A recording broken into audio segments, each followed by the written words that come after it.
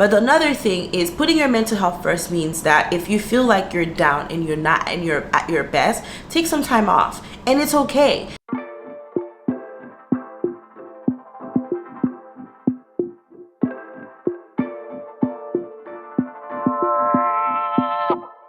What's up, beautiful people? Welcome back to your safe haven. Okay, I haven't been on here because I'm recovering from the Rona. Yep, sadly. Thankfully I'm doing better now. I was coughing. I didn't have like major symptoms, but I'm so good now, and I didn't want to come on here and keep coughing while I'm talking, so that's why I didn't create some content while I'm quarantining at home. But I'm feeling so much better, and today I'm so excited for our topic because I think it's something that's going to be really useful. As you can tell by the title of this video, it's going to be how to have a healthy relationship with social media. And this is a huge one for me, and I think I'm doing those things that I'm doing right now are things that are still helping me and I'm still navigating through, but I want to share it with you guys, and maybe it will help, and maybe you can be on this journey with me as I'm doing them. But without further ado, before I continue this video, I would love to welcome you to our Bell Gang. I don't know what I'm gonna call it yet, what I want to call you guys or my followers yet, because I want us to feel a lot closer. But go ahead and subscribe to the channel if you want to be part of this Bell Gang, okay? And go ahead and share. Also like this video if you feel like it's going to be helpful for you and a friend, so that the video can get noticed, and I will really appreciate it. Thank you. I'm waiting. Subscribe. Have you subscribed? All right, now I can move on. All right, so this topic, guys, I know for some of you it's going to be like, oh, another talk about social media, but guys, I feel like we need to have better and healthier relationships with social media. For YouTube content creators like myself, I think it's a lot harder to kind of like navigate social media and learn to balance the time where we are on social media. And I feel a lot of our times are on social media. When we wake up, the first thing we check is our Instagram. When we go to sleep, while we go to sleep, that's the thing that we also check. But how can we navigate through that, and how can we kind of move forward and be more bring more positivity to our mental health? And I think the first thing that I want to share with you, the first tip that is working currently for me, is putting a timer for the amount of time that you are on social media. So that is, for me, I put a timer for 30 minutes. So I know whatever content that I'm sharing that day, whether through a post or a story, I make sure that I am setting my timer for 30 minutes. And once that 30 minutes is over, I get off. So if I'm scrolling, I engage, I post a picture, I post something, and I'm engaging with people. After 30 minutes, once my timer set up, boom, I am off. The first couple of days it was a lot harder for me to do, but I think now I'm starting to, be better at it. And guys, these are things that you're gonna have to keep doing until you get the hang of it. But once you do that, I feel like you make better use of your time by doing that. The second thing is making sure that whatever you're following are things that are positive, because with social media it could bring so much negativity to our mind. And if you're not following the right Instagram account, it can bring you to depression, it could bring you to comparison, it could bring you to doubting yourself and feeling insecure and feeling so down. And so you have to be very mindful of the accounts that you're following. Follow things that bring you joy, that bring you positivity, that brings you inspiration, so that way you can go out throughout the day and feeling a lot better by not just consuming things and that are not bringing positivity.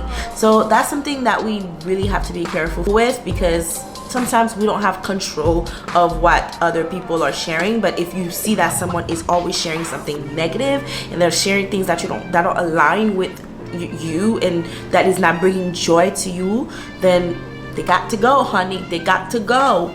All right. And our next thing that we should be doing to have a better relationship with our social media is make sure that we put our mental health first. And that is the most important for me. And that kind of ties in with what I was saying, is that Don't follow those negative accounts that are bringing a negativity. But another thing is putting your mental health first means that if you feel like you're down and you're not and you're at your best, take some time off, and it's okay. And I know for some social media content creators, it's harder to kind of take some time off because obviously that's how you get, that's your bread, you know, posting.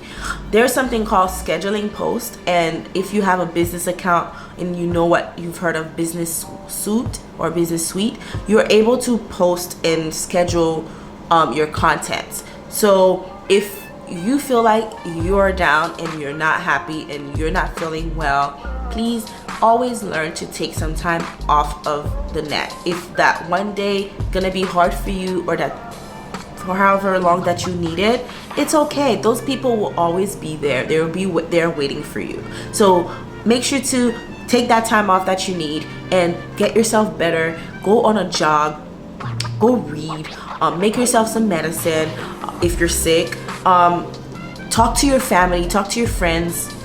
That is gonna make such a huge difference. When you come back, you'll feel refreshed and renewed to kind of like indulge back into that crazy world. How I actually do that is I always get some time off and I actually fast, because I feel like fasting actually helps me. So I'll get off social media and I'll fast and I'll focus on my well-being. I'll focus on me and the next thing that I want to do, and when I come back I feel a lot better. Another thing that we need to be careful with, last but not least, is learn to differentiate a real time with social media. When you're out in an outing or you're with your friends or with your family, try to stay away from your phone, because sometimes it gets you to not be present in the moment. Like if you're sharing a bonding time with your spouse or with a friend or, you know, with a family member, you're not really spending that time with each other if all you're doing is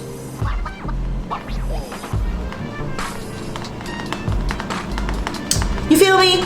It really doesn't work. So I think it's really important to kind of like learn to balance that and kind of learn to be present in the moment. I'm learning how to vlog right now, and what I realized is a lot of the things that you have to do to make sure that you're not trying to capture everything on camera is plan them. Like if you know that, you know, this is the essence of what you want to put on your vlog, go ahead and meditate on it and said, okay, you know what, I'm gonna put a picture of me just waking up and that's it. I'm gonna show a picture of me in the plane and that's it. I'm not gonna show the whole plane ride, or I'm not gonna show everything else that I do. You know, just be very intentional on what you want to post and then get off. But for the most part, make sure to enjoy the things that are happening in real time, and you will thank me for it later. You'll have stronger relationships and better communication skills, because people don't know how to communicate because they're always behind this little device, you know. And it sucks sometimes. It sucks. And with the Rona, we're not really out there like that, but just talk to a friend on the phone and FaceTime them or something. You know, just learn how to enjoy and be in the moment with your friends. And I think these are some of the tips that are helping me, and I'm trying to learn and navigate through that every single day. So I hope it helped. I hope it was helpful, and if you like it, please go ahead and subscribe and share this video with someone. Give it a thumbs up, and I will see you in our next video. Thank you guys. Bye.